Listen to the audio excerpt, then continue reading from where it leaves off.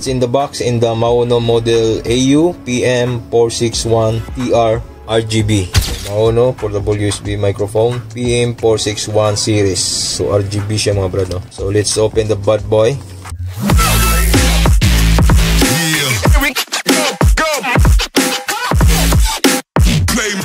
What's inside the box pag open. So yun pa rin yung ano niya mga brad, yellow. Maono yellow talaga yung ano niya. So yan, bubuksan natin mga brad. So unang makakita natin mga brad, magpagbukas natin ng box, user manual of course. So yan, napaka useful to mga brad, no? So dito natin makita yung paano magamit, yung ano niya. So dito lahat mga brad, no? Tapos USB wire para sa PC natin. Pwede yun sa mobile natin, pero lagyan natin ng adapter, type C man yan or iOS. So ito yung dulo niya mga brad, no? Sa microphone. Okay. At syempre yung tripod niya mga brad, liit lang siya pero solid nito brad, mabigat para hindi siya magalagal matumba. So ito yung next ay handle niya mga brad, no? So ano natin yung paano natin i-install yan mga brad. Syempre ito ilagay natin muna para sa ano niya, stand niya. Dito lang siya mga brad, oh. Insert mo lang yan, oh. Ikutin mo mga brad, oh. Ayun lang, hanggang sa ano na siya, tigas na. So yan, na siya, okay na siya. So ito mga brad, free play yan siya. Yeah? Kasi dito ilagay natin ito dito. Ganun pa rin, screw, ganun lang. Screw lang siya mga brad. So yung matigas na, hindi na maikot, use na. So yan ang stand niya mga brad. Ayok na natin yung stand na. So ganyan ang brad.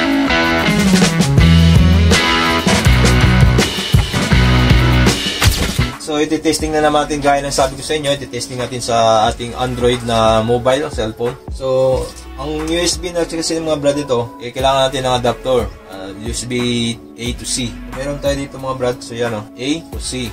So ito yung ilagay natin dyan sa mobile. So try natin ngayon. So connect mo lang yung ganun. So ngayon yung boses ngayon mga brad, no, pakinggan nyo. Itong boses ngayon is sa ating mobile na Android.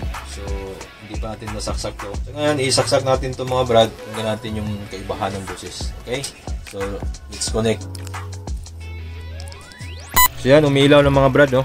Umilaw na siya, so nag-on na, ibig sabihin nakasaksak na siya mga brad. So ngayon ito yung boses ngayon mga brad, no? Pakinggan nyo mga brad, medyo pag inalog lang siya, narinig yung pop sound niya. Kasi wala pa siyang ano, yung holder na, no? So okay lang naman yung ganun. So yung boses ngayon is 50%. Ganito yung ano natin, kalating dangkal, yung tawag ito, distance, ating microphone. So yon ang boses ngayon. Hello, check mic, 1, 2. So i-try natin ngayon mga brad, yung volume niya, kasi built-in volume to, yung ano niya, Maono yung speakers yan. Kagandahan din ito is may volume na dito siya. So ito is 50%, narinig nyo ngayon mga brad, no? So pag ilagay natin sa baba, lagay mo natin 0 to 100%. So 0 muna tayo, 10%, 15, 20, 25%. Hello, so rinig nyo na ako, medyo okay na. 30%, 35%. So medyo ano na brad, oh. So lagay natin sa 50%. Yan, 50%. So 50% ganitong boses pwede na okay na, diba? So pag medyo pag malayo ka sa microphone mga brad, pwede mo ilagay sa 100%. So lagay mo natin sa 60%. Yan, 70, 80, 85, 90. So 100%. So medyo malakas na sa pag 100%. Huwag ka lang gaganon kasi siyempre malakas na yan pag ganon yung distansya mo. So pag 100% mga brad, so ganon yung distansya mo, ayos na. So be sure lang tayo na yung Maono na logo is nakaharap sa atin kasi cardioid polar pattern nga ito mga brad, no? Ibig sabihin ng cardioid polar pattern is pag dito ka, ang mic niya nandito lang. Pag nandito ka, hindi ka masyadong marinig. Sa likod, hindi ka na marinig niyan. Ano ito brad is noise cancelling. Di ba na nung nasaksak ko, nag-iba yung boses niya, hindi nyo narinig yung paligid dito ngayon. Actually, yung kapitbahay namin may manok. So, hindi nyo masyadong narinig ngayon kasi medyo may noise cancelling nga siya ito. So, yun rin kagandahan nito, no? So, 100% mga brad. So, ganito yung boses natin pag nagla-live stream tayo. So, okay na okay. Pag ganito yung kalayo, kahit ganito kalayo, narinig nyo ako. Layo ko pa. So, ganyan. Layo ko pa sa inyo. Yan. So, narinig nyo pa ako, di ba? 100% ganyan kalayo mga brad. Okay pa. Goods na goods. Super pang layo na naman, no? So pag nagla-live stream tayo or nag-ano tayo mga brad, mga 50 ayos na. So ganyan, harap na ng mobile, cellphone sa computer. So ganyan mga brad, no? So ayos na, ganyan kalapit, no? 50%. So kung gusto mo lang hindi ka nakayo ko or nakaano, lagay mo ng mga 70%. mga ganon. So yan, okay na mga ganon, nagsalita ka ng 70%, ganyan kalapit, di ba? Ganyan kalayo. So ayos na. So that's it, lagyan natin ulit sa 50%. So yan mga brad, so ito yung tunog ngayon ng Mauno natin with to mobile. Okay, so let's jump in naman sa PC. So try natin sa PC dun sa OBS. So let's go. So nandito tayo ngayon mga brad, no, sa OBS ngayon. So itong Mauno natin yung mga brad is nakakonect na dito sa PC. So ito ngayon ang tunog ng Mauno to PC. So okay ba ang tunog niya sa PC? So anong paki-comment na lang kung ayos siya.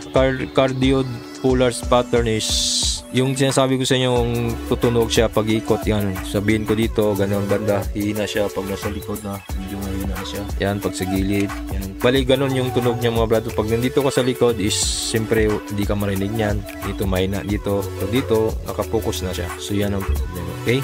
Actually mga brad, kahit na hindi na natin i-settings sa ano, no, OBS, no, maganda naman, okay naman para sa akin, okay na siya kahit wala lang filter, or kung gusto niyo lagan pa ng filter, pwede rin sa OBS, marami naman dyan tutorial. Pero pakita ko sa inyo yung settings ko sa OBS. So yung settings niya sa OBS mga brad, no. So dito ka sa ano, ito yung microphone mga brad. Dito mo lang click mo to, tapos filter. So ito yung mga filter ko, kung kopyahin nyo lang kung gusto niyo ano, itong boses. So ito yung kopyahin nyo. Compressor, add nyo lang, alam nyo naman siguro dito lang add. Kung wala pa yan, halimbawa dito kayo mag-add, di ba? May compressor, noise gate, limiter, yan. Pero ito lang ang kinuha kong settings dito sa ating sa OBS, no. So compressor, ganito, ratio 4.0, threshold 23, negative 23, attack 8 ms, release, yan. Kopyahin nyo lang, tapos expander, i-post nyo lang video nito, kopyahin nyo yan, settings na yan kung gusto nyo ganitong tunog, di ba? So yan, VST plugin, yan, itong VST plugin mga brad, no,